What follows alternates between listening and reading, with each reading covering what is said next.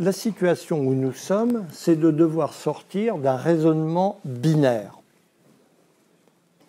ou l'enfermement des nations chacune de leur côté, qui n'a pas de sens, parce qu'il y a vraiment une solidarité culturelle, civilisationnelle et une communauté d'intérêt européenne. Ça, à mes yeux, ça ne se discute pas. Et plus nous allons dans le monde global, et plus nous voyons que ça correspond à une nécessité.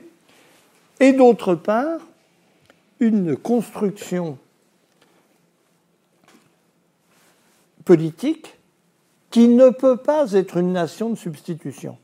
L'Europe ne sera jamais, à vue raisonnable, ne nous prononçons pas dans l'éternité, une nation. Elle n'a pas vocation à l'être.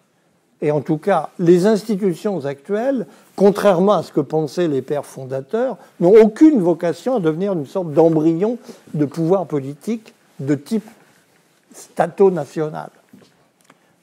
Donc il faut manœuvrer à l'intérieur de ce champ. Le résultat effectif de la construction européenne a été une nouvelle prise de conscience des nations de ce qu'elles sont. Et on s'aperçoit finalement, l'idée de départ, l'idée de Monnet, mais de sa bande, c'est qu'avec l'économie, on va découvrir qu'on est tous pareils. C'est le contraire. Oui, économiquement, on est tous pareils, mais c'est vrai mondialement. Hein. En gros, le paradigme de fonctionnement est le même partout.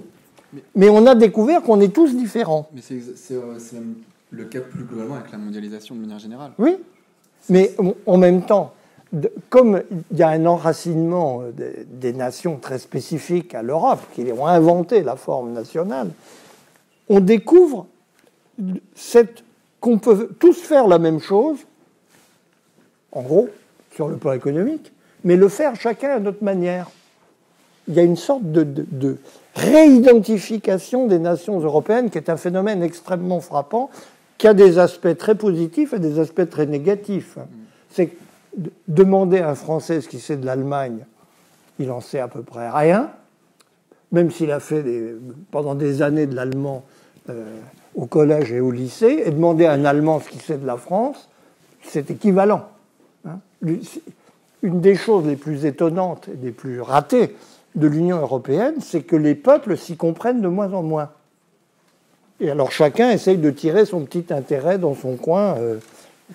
Ça donne les sommets européens qu'on connaît par cœur. Il y a donc non seulement une résistance dans le cadre actuel de l'Union européenne, mais une reviviscence des nations, qui sont des nations coopératives. Aucune de ces nations n'est nationaliste. Il y a des nationalistes dans chacune, qui sont marginaux, en fait. Ce sont des nations coopératives, mais qui n'ont pas trouvé la forme efficace de la mise en commun de leurs intérêts politiques fondamentaux. C'est ça le problème européen d'aujourd'hui.